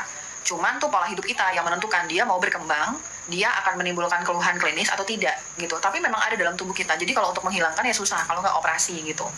Jadi aku berusaha untuk menyampaikan apa adanya, aku nggak yang tipe overclaim gitu, aku nggak mau ya Kak. Jadi itu tuh kalau kakak mau menghilangkan itu sulit, harus dengan operasi kalau mau hilangin. Tapi kalau kakak mau mengecilkan, kemudian kakak mau mencegah agar tidak terjadi peradangan, itu kakak bisa untuk segala yang pertumoran, perbenjolan, kakak harus banget konsumsi vitamin D3K2, kemudian magnesium, probiotik, dan zinc, minimal ini. Kalau kakak ada dana lebih, tambahin antioksidan, minimal ini ya Kak. Kenapa dong? Kok semua yang Domi rekomendasi itu bolak-balik kalau nggak vitamin D3, magnesium, zinc itu aja probiotik? Ya karena sistem imunitas kita itu tergantung, depend on sama yang mereka. Vitamin D3 itu mengatur regulasi dari sel T helper. Sel T helper itu merupakan sel yang melakukan regulasi terhadap sistem imunitas kita. Kalau vitamin D3 kita itu rendah, maka yang mengaturnya ya juga kacau balau gitu Kak. Itu kenapa kita butuh vitamin D3. Vitamin D3 itu nggak bisa kerja kalau nggak ada magnesium. Vitamin D3 itu melakukan perubahan konversi dari bentuk yang tidak aktif menjadi aktif dengan bantuan zinc. Probiotik itu menyeimbangkan gut mikrobioma dalam tubuh kakak. Sistem imunitas kita itu yang megang vitamin D3K2, magnesium, zinc, sama probiotik. Itu yang memegang sistem imunitas kita Kak. Jadi teman-teman yang ada benjolan, entah itu tumor, entah itu kanker, kalian itu mengalami kelemahan sistem imunitas. Makanya dia bisa membesar. Kalau imunitas kalian oke, dia nggak akan membesar Kak. Begitu Kakak ya. Apa namanya tadi dong untuk pencahar? Colon care ya kakak, tulisannya colon care. Saya stop minum artovastatin seminggu, ganti minum lecithin, natosera, D3K2, fish oil. Sekarang col 185. Kol apa nih kak? Kolesterol total. Lanjut aja. Kolesterol total ya kakak Koneng, makasih. Kakak MVP, ini kolesterol total maksudnya begitu kakak Koneng, makasih ya. Dalam membaca kolesterol, aku itu tidak melihat berapa malam dok, K2 kalau punya DVT boleh minum natosera, boleh kakak. Col total, oke. Kakak, dalam berberin yang mana Jom?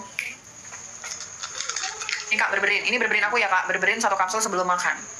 Kak, dalam membaca kolesterol, aku itu tidak pernah melihat kolesterol total kakak dan sama-sama. Aku tidak melihat kolesterol total kakak dan berapa nilai LDL kakak.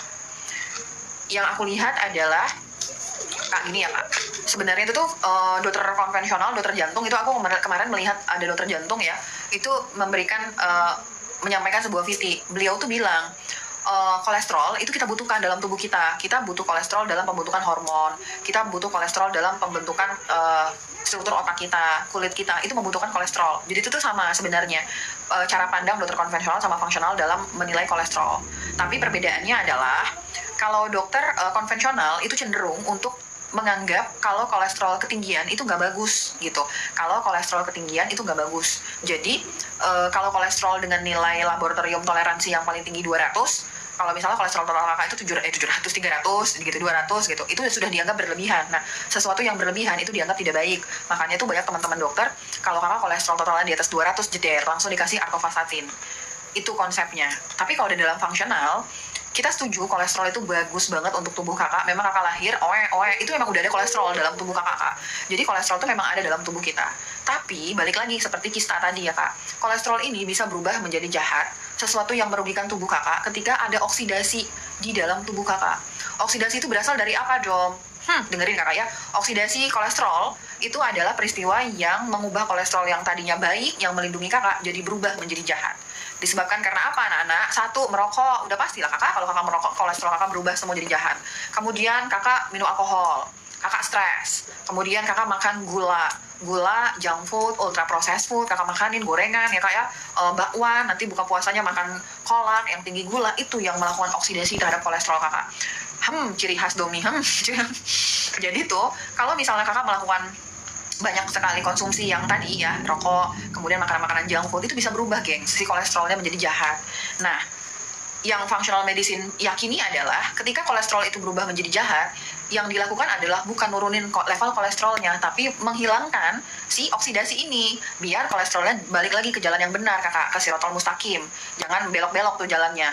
Dengan cara, ya hilangkan semua hal yang dapat melakukan oksidasi terhadap si kolesterol ini. Kalau kakak ngerokok, ya sok atuh berhenti rokoknya. Kalau kakak stres, manajemen stres, berolahraga lah untuk memproduksi antioksidan. Kalau misalnya kakak saat ini masih junk food, ultra processed food, atuh kakak di stop, ultra processed food, banyak, jangan makan gula. Caranya itu, menghilangkan oksidasinya. Nah, bagaimanakah cara untuk menentukan kolesterol ini jahat atau baik dong, gitu kan kita nggak tahu ya kak. Beberapa tips untuk menentukan kolesterol itu jahat atau baik. Yang pertama adalah kakak lihat berapa indeks massa tubuh kakak. Kalau IMT kakak itu overweight, obesitas, udah pasti itu kolesterol jahat kak, udah pasti. Yang kedua, tekanan darah. Kalau tekanan darah kakak itu hipertensi, kemungkinan itu adalah kolesterol jahat. Kemudian adalah kalau misalnya kakak itu lihat dari trigliseridanya. Kalau trigliserida kakak itu tinggi, itu udah kolesterol jahat. Yang keempat adalah kakak lihat gula darah puasa atau HbA1c-nya. Kalau HbA1c kakak itu tinggi, udah pasti itu adalah kolesterol jahat. Yang kelima adalah fungsi ginjal kakak. Lihat, kalau kakak terjadi penurunan fungsi ginjal dengan nilai EGFR kurang dari 90 yang terjadi 3 bulan secara berturut-turut, itu kemungkinan adalah kolesterol jahat. Jadi yang aku lihat adalah, aku tidak pernah melihat berapa nilai kolesterol total kakak, aku nggak ngelihat berapa LDL kakak. Kolesterol total kakak di 300-an mah aku nggak apa-apa. Yang paling penting 5 tadi. Kakak cakep, kakak langsing, kakak normal, indeks massa tubuhnya, kemudian trigliserida kakak oke, kakak tidak HbA1c, kakak nggak diabetes, kakak tidak hipertensi, kemudian fungsi ginjal kakak cakep, aku mah nggak ngelihat berapa LDL, berapa kolesterol total kakak. Kolesterol yang kakak punya adalah baik. Karena tadi konsepnya kak, kalau kakak ngeburuin, nih kakak semangat nih minum artovastatin, saya mah dong saya pengen sehat, saya minum artovastatin, kata dokter jantung harus minum artovastatin, oke monggo.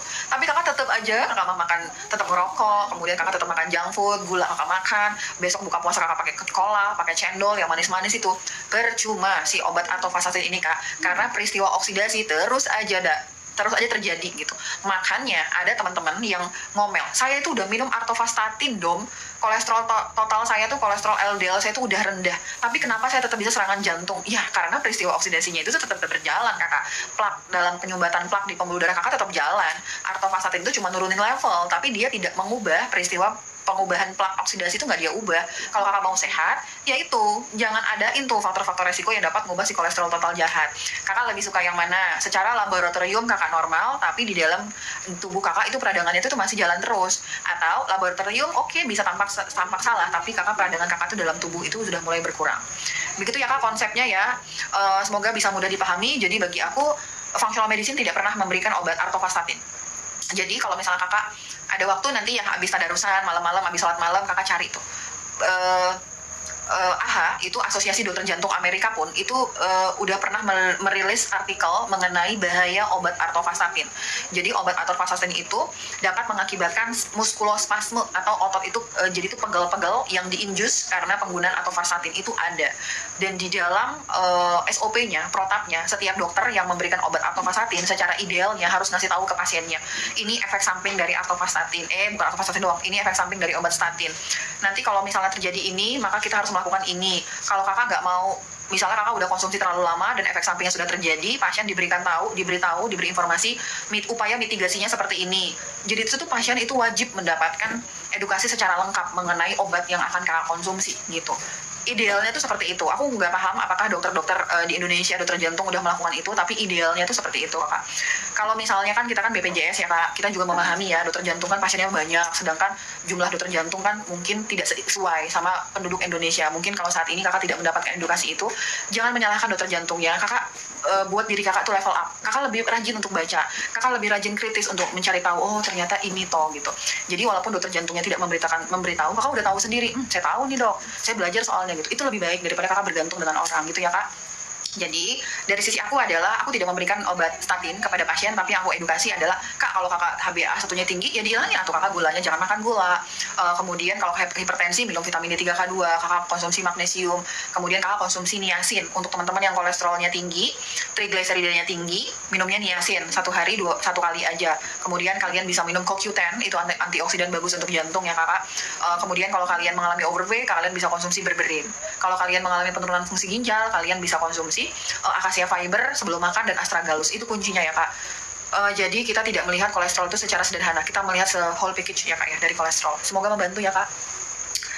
BB 64 TB makasih kakak dia ya 158 tensi 138 usia 38 HbA1 bagus gimana baiknya dong kakak kelebihan berat badan BB nih kakak ya yang aku sematin deh kakak nih berat badan kakak 64 tinggi badan 158 masalah kakak adalah kelebihan berat badan ya dikurangin berat badannya HbA1c kakak bagus kurangin berat badannya kak kalau kurangin berat badan berarti ngapain dong olahraga puasa atau kak jangan makan gula kurangin junk food ultra processed food begitu izin dok mioma dokter kemarin boleh makan tahu dan tempe nggak gitu kak mioma itu beberapa studi menjelaskan adanya soy kedelai itu bisa mengganggu hormon estrogen jadi kalau dari pendapat aku kalau misalnya kakak mioma tunda dulu konsumsi dari soynya kedelainya gitu dom 3 hari ini dada kurang nyaman kenapa ya saya ada GERD ada anxiety juga jantung juga rasa deg-degan ya ini GERD anxiety kak ini mah GERD anxiety ya saya ada GERD ada anxiety juga ya ini karena GERD anxiety kak kalau kakak ngerasa jantungnya berdebar-debar lakukan secara objektif kakak hitung kakak raba nadi kakak hitung 1, 2, 3 selama 1 menit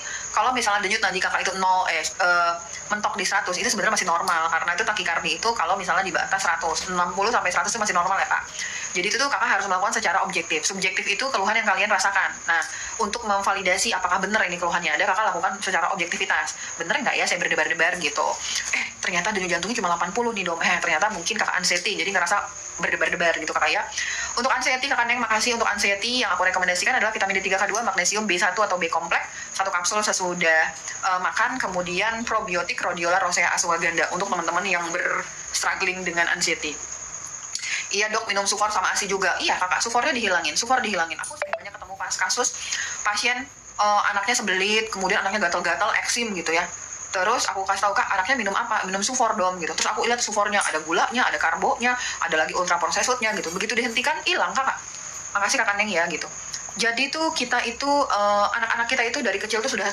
beresiko untuk terpajan sama produk ultra processed food itu yang buat akhirnya gampang banget terjadi gangguan pencernaan memang tidak semua anak tapi memang anak-anak kita itu tuh rawan sekali terkontaminasi sama produk kemasan kakak ya kakak habis lahir aja dikasih kemasan kan susu formula gitu itu kakak maci dom sama-sama izin saya suplemen mioma dom transisi tensi atau dom tensi aku rendah HB rendah kak HB kakak rendahnya berapa kalau HB kakak di bawah 8 kakak kontrol ke dokter SPOG khawatirnya kakak butuh transfusi kakak ya untuk mioma kalau HB kakak rendah kalau di bawah 8 kakak konsul lah ke dokter SPOG nya kakak ya kalau dari suplemen kalau untuk di bawah 8 itu lama naiknya kakak kalau suplemen untuk HB aku sih grass fed liver ya kak aku rekomendasikan grass fed liver kemudian untuk tensi rendah sisal dan benfotiamin vitamin D3K2 sisal itu garam ya kak sepertiga sendok teh dicampur segelas air dikonsumsi setiap hari untuk teman-teman yang hipotensi pakai benfotiamin atau B1 dan sisal vitamin D3K2 untuk meningkatkan tensinya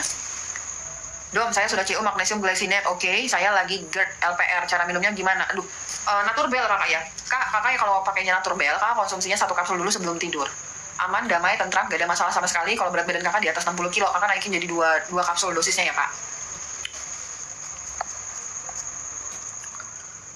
elektrolit bubuk untuk anak-anak berapa kak kak elektrolit yang ada di keranjang kuning aku itu potasiumnya 1000 mg kak untuk anak-anak kalau misalnya untuk support puasanya ya kak itu 1000 mg setara dengan 1 sendok teh kalau untuk anak-anak tuh 1/4 sendok teh kak dok suplemen apa yang cocok untuk orang asam anxiety kelengan kolesterol dan tensi nah loh asam lambung aku sematin ya kak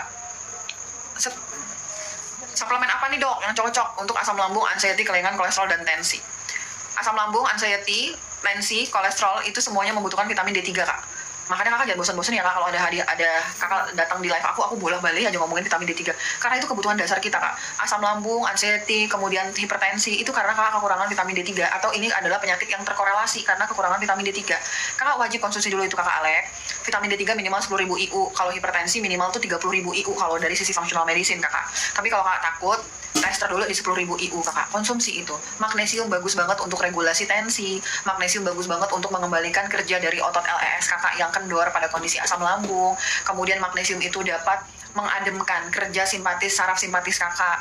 Dia bisa mengoptimalisasi kerja nervus vagus kakak. Jadi dia bisa ngademin anxiety kakak. Jadi vitamin D3K2, magnesium, itu sangat wajib yang kakak konsumsi. Udah dong, saya udah konsumsi itu, cakep. Kakak tambahin kalau ada dana lebih ya kak, kakak tambahin probiotik. Ada dana lebih kakak tambahin probiotik, udah dong. Nah untuk asam lambung dan kolesterol, ada korelasinya kak dan tensinya. Jangan makan gula, jangan makan junk food. Kakak makasih kakak kumaha ya, ultra processed food itu jangan dimakan. Kemudian kakak konsumsi lah namanya cuka apel. Untuk apa dong cuka apel? Cuka apel itu untuk mengembalikan pH lambung yang berubah menjadi tidak normal atau menjadi netral dan basah pada kondisi asam lambung. Kan asam lambung kita itu normalnya itu 1-3 loh kak. Nanti kalau kakak lagi mau tidur, kakak gabut, sebelum baca doa tidur, kakak lihat kata Domi asam lambung itu pH-nya 1-3. Apakah benar? Kakak cari di Om Jujel. Oh benar. Nah kalau misalnya terjadinya penyakit itu karena nggak normal toh. Kan normalnya kan 1-3. Berarti penyakit itu hadir karena bukan pH normal, yaitu pH-nya tuh di atas 3. Nah di atas 3 itu berubah menjadi netral atau basah. Jadi kakak butuh cuka apel. Nah di sisi lain, cuka apel itu bisa membantu menyeimbangkan kolesterol jahat karena cuka apel itu dapat menekan lonjakan insulin gitu kakak. Ya kakak Alex ya, kalau kakak yakin kakak asam lambung yang gak ada nyeri ulu hati perut perih sama sekali, yang aku rekomendasikan untuk kondisi kakak minimal yang kakak konsumsi adalah cuka apel. 1 sendok makan dicampur segelas air sebelum makan. Probiotik 1 kapsul segera setelah makan, 1 kapsul sebelum tidur. Vitamin D3 minimal 10.000 IU, kemudian magnesium. Kakak laki-laki di sini pakainya magnesium yang dari Deal maximum strength 500 mg. 2 kapsul sudah buka puasa, 1 kapsul sebelum tidur. Kemudian kakak konsumsi vitamin B kompleks. Begitu kakak. Semoga bisa menjawab pertanyaan kakak Alex ya. GD 326, mana gula darah apa nih? Sewaktu tinggi amat kakak, turunin atau kakak gula darah mah cara paling bagus tadi udah aku bahas lama ya kak. Nggak, cara sembuh dari gula darah adalah jangan makan gula. Berat dong, iyalah berat kakak. Yang nggak berat tuh tidur siang waktu lagi puasa itu nggak berat. Memang kalau nggak makan gula mah itu berat kakak ya. Tapi memang itu yang harus kakak pertimbangkan untuk sembuh dari gula darahnya. Saya minum vitamin D3, oke, magnesium, ambeien saya jadi bengkak, apa ngaruh nggak dok? Bukan. Kakak Markisa, aku itu suka sedih. Bukan salah kakak sih, bukan salah masyarakat Indonesia. Tapi mungkin karena edukasinya itu tuh tidak apa ya, nggak lengkap kakak ya, gitu. Jadi itu tuh aku nulis tentang, aku buat VT tentang vitamin D3 gitu. Terus ada yang komentar, saya minum vitamin D3 10.000 langsung batu ginjal gitu. Terus dijawab sama teman yang lain gitu, minum vitamin D3 takut, tapi kamu nggak takut waktu kamu makan seblak, kamu nggak takut waktu kamu makan junk food, kamu nggak takut kamu makan gula, ultra processed food gitu. Aku ngeliat interaksi di komen itu aku senang. Masih ada kakak-kakak yang terlalu mudah untuk jangan-jangan gara-gara suplemen. Tapi ada juga kakak yang paham bahwa semua hal yang terjadi dalam tubuh kakak yang mengakibatkan peradangan itu karena pola makan kakak. Jadi mohon maaf kakak ya, kalau misalnya kakak saat ini kok pas bertepatan kakak minum vitamin D3K2 dan magnesium kok jadi bengkak. Dari sisi pemahaman aku adalah bukan karena vitamin D3 dan magnesiumnya, tapi karena pola makan kakak kurang benar. Kakak ayo kak, dirubah konsepnya ya kak. Sekarang itu lebih takut untuk konsumsi gula daripada kakak konsumsi vitamin D3. Percayalah kak, karena yang buat peradangan itu adalah gula, junk food, ultra processed food, bukan karena vitamin D3-nya gitu. Vitamin D3 itu setiap sel dalam tubuh kita itu memiliki reseptor vitamin D3 FDR kak. Reseptor ini tuh ayo dong kasih saya vitamin D3, saya butuh vitamin D3 gitu. Jadi tuh sel dalam tubuh kakak tuh begging terhadap vitamin D3. Jadi itu tuh ketika kakak ngasih, dia senang sel kakak. Malah vitamin D3 itu dapat menurunkan peradangan. Ketika terjadi sesuatu dalam tubuh kakak, apapun itu yang sifatnya negatif, sok atuh mohon untuk koreksi pola makan kakak gitu. Tapi dong, yakin saya abis minum vitamin D3 magnesium kemarin, sekarang ambeien saya tuh gede kambuh gitu. Baik, kakak, vitamin D3 dan magnesium itu, vitamin D3 itu kakak minum sekarang, efeknya itu baru terasa nanti paling cepat 3 minggu. Jadi kalau misalnya karena vitamin D3, nanti 3 minggu kemudian kakak akan terjadi ambeien itu bengkak. Magnesium lebih parah lagi kak, kakak minum magnesium sekarang, efek sampingnya itu nanti 3 bulan kemudian gitu. Jadi dari sisi pemahaman aku adalah ambeien kakak bengkak bukan karena vitamin D3 dan magnesiumnya. Kakak mohon izin koreksi pola makan kakak. Begitu kakak ya. Semangat kakak ya, semoga ambeien sehat ya kak. Dom, saya udah konsumsi D3 10.000 IU, omega 3, magnesium, zinc, pico, kurang bekom dan ashwagandha. Ini mah udah bagus banget kakak. Kalau misalnya kakak masih aja anxiety dengan formula D3, omega, magnesium, zinc, pico, kakak masih anxiety boleh tambahin B kompleks dan ashwagandha. Tapi kalau kakak masih sehat, walafiat cakep, kakak abiu nggak ada masalah, ini aja cukup, nggak perlu B kompleks. B kompleks banyak dalam makanan, terdapat makanan. Tapi kalau kakak lagi bulan puasa, aku rekomen untuk B kompleks. Tapi kalau kakak nggak bulan puasa, dalam kondisi biasa nggak usah pakai B kompleks, nggak masalah. Aku konsumsi B kompleks tuh kalau aku lagi intermittent fasting yang long fasting panjang ya kak, sama bulan puasa tuh aku konsumsi B kompleks. Dan aku kalau misalnya aku mau puasa panjang, tapi kalau aku nggak puasa panjang aku nggak minum vitamin B kompleks. Aku dapatkan vitamin B kompleks dari makanan. Magnesium apa dong? Hipertensi, magnesium glycinate yang ini hipertensi nih, maksimum strength hipertensi. Tanya dok, suplemen buat yang riwayat tiroid, asam lambung, vertigo apa? Tiroidnya kenapa? Hipertiroid apa hipotiroid kakak? Oh pantas dong, saya minum magnesium glycinate baru terasa setelah 3 kakak obet, makasih 3 minggu konsumsi, makasih ilmunya. Iya kakak gitu. Jadi itu tuh kalau kakak hari ini konsumsi magnesium terus tiba-tiba kakak ada efek tuh kayaknya bukan karena magnesiumnya ya kak, tapi karena pola makannya ya. Kak, tiroid kakak kenapa? Teman-teman yang ada masalah gangguan tiroid itu pasti kalian mengalami kekurangan vitamin D3. Vertigo itu juga kekurangan vitamin D3 kak. Vertigo itu kekurangan vitamin D3 ya kak. Ada penyumbatan dalam saluran keseimbangan kakak itu karena ada kontribusi kekurangan vitamin D3 di situ. Jadi untuk teman-teman yang vertigo dari sisi aku 20.000 IU lah minimal kakak ya untuk vertigo ya. Kalau secara functional medicine vertigo itu 20.000 IU sama magnesium per hari kak, per hari. Kemudian lakukan evaluasi per minggu. Masih aja kurang dong, bisa di boost jadi 50.000, tapi itu kan dosisnya dokter ya kak. Tapi kalau kakak mah 20.000 ya ibu ya. Dok, anak saya kalau BAB sering banget keluar darah segar, kenapa ya? Aduh, kakak Umi, mohon izin kakak Umi, kalau misalnya ini terjadi terus menerus, kakak Umi ke dokter bedah atau kakak Umi ya, nanti dicari tahu. Jangan-jangan ini poliprekti. Poliprekti itu tanda-tandanya kalau salah satu tandanya itu kalau BAB keluar BAB darah segar, poliprekti khawatirnya. Atau jangan-jangan memang ada sesuatu jadi ke dokter bedah.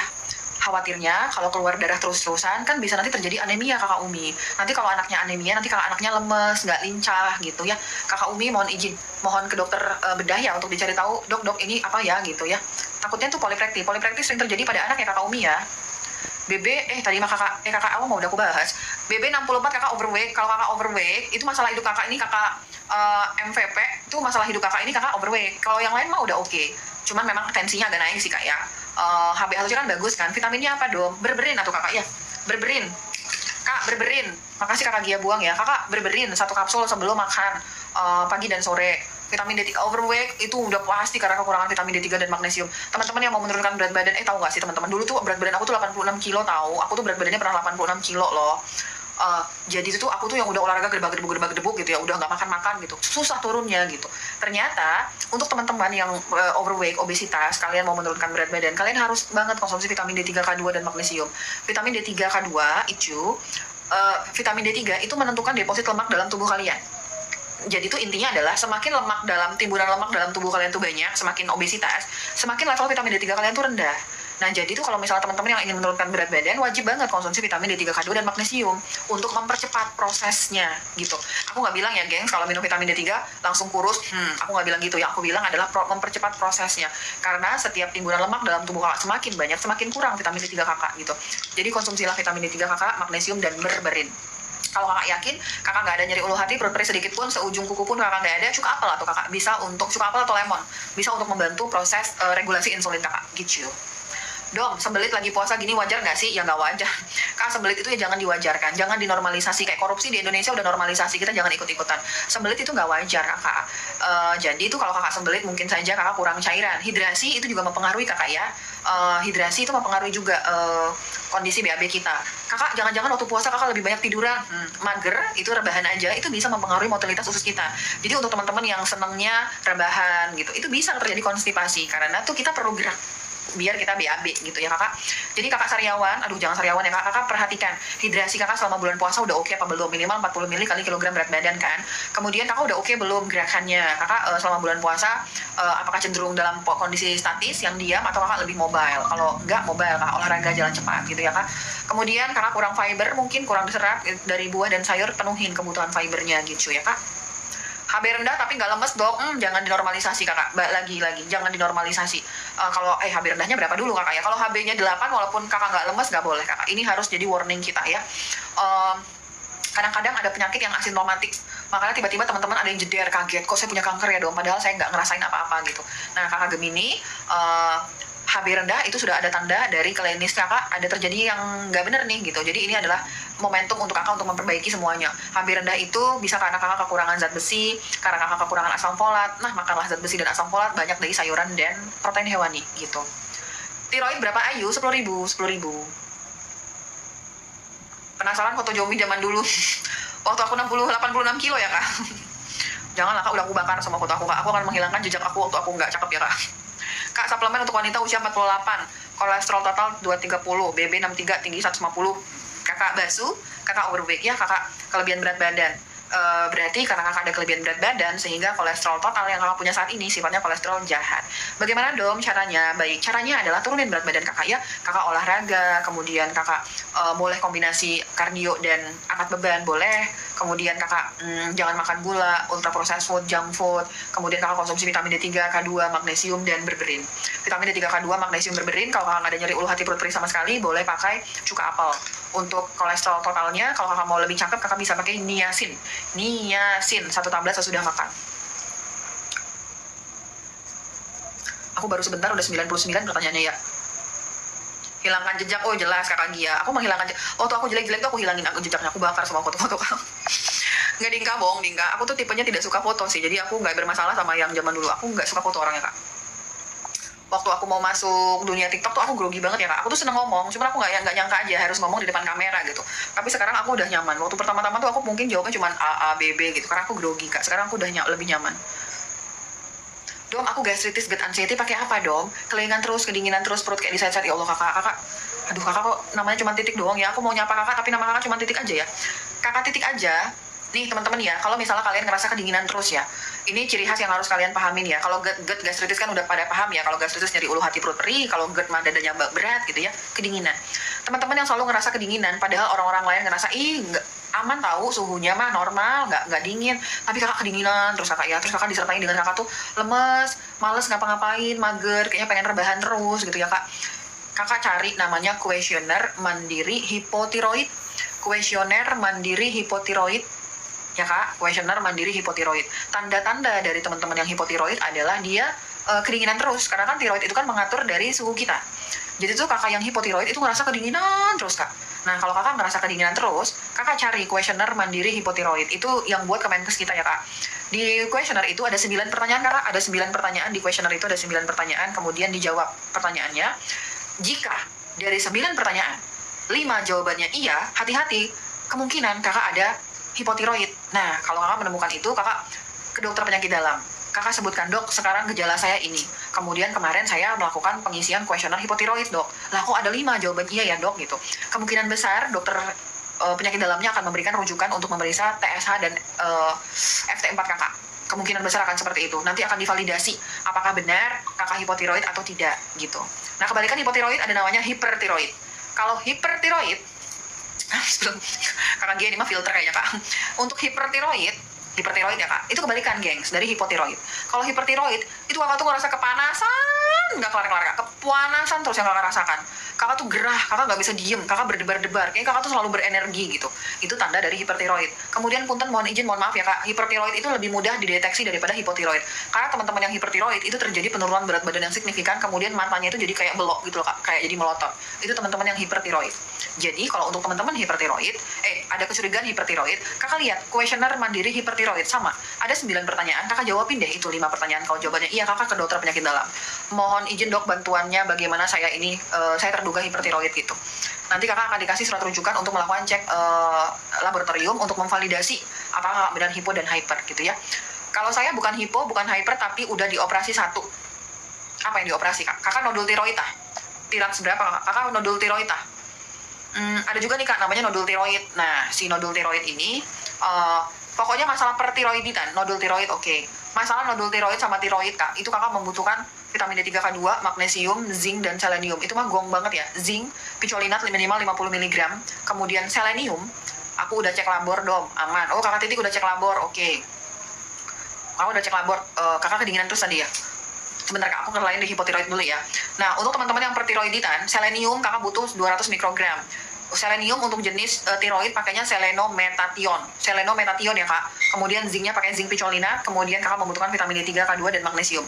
Untuk teman-teman yang hipotiroid, gaskan langsung konsumsi vitamin D3, K2 tanpa harus cek kalsium. Untuk teman-teman yang hipertiroid, cek dulu kalsium dalam darah. Kalau normal langsung konsumsi vitamin D3, K2. Itu yang dibutuhkan ya kak. Kalau untuk nodul tiroid, kakak membutuhkan yang pertama adalah selain tadi vitamin D3, K2, magnesium, selenium, kakak membutuhkan namanya boswellia dan spirulina. Boswellia dan spirulina itu bagus untuk menyeimbangkan mengurangi peradangan pada kondisi nodul tiroid, Boswellia dan spirulina kak. Kakak dicari ya, di keranjang kuning aku lagi kosong, mohon maaf ya kak. Karena aku 1 minggu ini kok pasien aku nodul tiroid banyak gitu, kenapa ya gitu. Aku kasihnya Boswellia sama spirulina. Nah, untuk kakak yang tadi GERD anxiety, saya GERD anxiety dong, terus saya kedinginan dan kelayangan. Kenapa? Kak, aku mau udahan ya kak. Jangan tanya lagi ya kak, aku mau udahan kak. Ya kita harus bobo ya, besok kita harus bangun untuk sahur. Jadi begini ya kak, teman-teman yang GERD, kenapa bisa terjadi kelayangan, kenapa bisa keringat dingin dong? Kenapa kak? GERD itu kan karena asam lambung kakak kan produksinya kurang kan gengs, iya kan? Nah, kalau misalnya asam lambung itu kurang, kakak akan lama-lama kekurangan nutrisi dan mineral. Fungsi dari asam lambung, salah satunya untuk apa kakak? Untuk mencerna makanan. Kakak makan daging, kakak makan ayam, itu tujuannya buat apa? Untuk mendapatkan nutrisi yang ada dalam daging, untuk mendapatkan nutrisi yang dari ayam, gitu kan kak? Nah, si daging sama si ayam itu diolah di lambung, dipotong-potong tuh sama si lambung menjadi partikel yang lebih kecil lagi. Nanti ini akan dioper ke usus. Nah, di usus inilah akan terjadi penyerapan nutrisi dan mineral dari daging. Nanti kakak bisa dapat zinc, kakak bisa mendapatkan vitamin K2, di situ kakak bisa mendapatkan D3 gitu ya kak, dari konsumsi daging dan ayam itu. Kalau misalnya kakak GERD, peristiwa pencernaan makanan di lambung itu kan nggak terjadi secara maksimal toh kak. Lah kalau kakak nggak maksimal mencerna makanan, berarti yang dioper ke usus itu juga nggak maksimal, sehingga penyerapan nutrisi juga nggak maksimal toh. Lah kalau kakak penyerapan nutrisi yang nggak maksimal, kakak akan kekurangan vitamin dan mineral. Makanya teman-teman GERD yang udah lama itu GERD-nya, endingnya nanti kakak bisa kekurangan nutrisi dan mineral karena lambung kakak nggak mampu untuk mencerna makanannya. Akhirnya kakak bisa terjadi kelayangan. Kalau misalnya kakak kekurangan vitamin D3, magnesium, kakak terjadi kelayangan. Kakak kekurangan vitamin B12 dong, jadinya kesemutan. Kakak kekurangan vitamin B1, kakak jadi anxiety gitu. Jadi kakak, mungkin kakak kekurangan banyak hal, tapi yang paling wajib aku vitamin D3, K2, dan magnesium kakak. Jadi kakak yang lagi hamil, semoga kakak hamilnya ini ya lancar, aman, sampai bayinya sehat ya kak ya. Minum vitamin D3, K2 setelah bayinya kakak melahirkan, kakak tetap konsumsi vitamin D3, K2, dan magnesium. Asam folat itu memang dibutuhkan ibu hamil, tapi vitamin D3, K2, dan magnesium itu juga dibutuhkan ibu hamil. Cuka apel boleh pada ibu hamil. Dok, tolong dijawab, jangan ngomong tolong dijawab semua dong. Aku kalau nggak jawab, aku ngerasa bersalah nih. Dok, tolong dijawab, neurobion boleh diminum sama vitamin D3, nggak boleh kakak. Neurobion mah vitamin B mah larut dalam air, nggak boleh digabung sama vitamin larut dalam lemak. Di minimal jarakin, kalau dari aku minimal setengah jam ya kak. Vitamin larut dalam air itu contohnya apa anak-anak? COD liver oil, omega 3, VCO, MCT oil, D3K2, vitamin A, vitamin E, itu larut dalam air, lemak. Jangan kakak gabungin sama vitamin B kompleks. Neurobion itu kan vitamin B kompleks. Jadi dipisah. Kalau saya minum vitamin D3 bareng sama omega 3 boleh dong? Boleh. Kan dia larut dalam lemak, nggak apa-apa digabungin. Kalau saya minum vitamin D3 sama zinc boleh dong? Nggak boleh. Soalnya dia beda material pelarutnya gitu. Jadi biasakan untuk memisahkan vitamin larut dalam air dan vitamin larut dalam lemak. Kalau di dalam bulan puasa ini, aku lebih suka vitamin larut dalam lemak itu dikonsumsi saat buka puasa. Dan vitamin larut dalam air seperti vitamin D3 itu dikonsumsi saat sahur. Karena ketika kalian sahur banyak makan lemak, itu bisa membuat kalian tuh laparnya itu laparnya lama, bisa buat kalian kenyang lebih lama. Tapi kalau vitamin larut dalam air dimakan pas buka puasa, pas sahur, kalian bisa haus nanti pas siang hari gitu kakak. Kakak udahan dulu kakak ya, kita udahan dulu, nanti besok kita sahurnya kemalaman, nanti terlambat nanti kita ya. Kakak jangan lupa, salam rehat. Kakak jangan lupa untuk follow aku, kemudian di share jika bermanfaat ya kakak, biar bisa rame teman-teman datang ke live, jadi kita bisa belajar bareng-bareng gitu kakak ya. Kakak yang pertanyaannya belum dijawab, aku gak ada maksud banget untuk mengabaikan pertanyaan kakak. Kalau kakak ada yang DM aku kemudian mengirimkan chat belum dibalas, aku gak ada maksud untuk mengabaikan kakak ya, itu murni karena kekurangan aku belum bisa menjawab satu-satu chat kakak gitu ya. Nanti ada urutannya, ditunggu aja, nanti insya Allah aku jawab gitu ya. Papai dong, di share dong, makasih kakak Gia ya gitu. Kakak, aku ucapkan terima kasih dan mohon maaf untuk pertanyaan yang gak bisa terjawab ya. Aku gak ada maksud untuk mengabaikan kakak, itu murni karena kekurangan aku ya kak. Semoga dibukakan pintu maaf sebesar-besarnya ya kakak. Bye-bye kakak, assalamualaikum warahmatullahi wabarakatuh.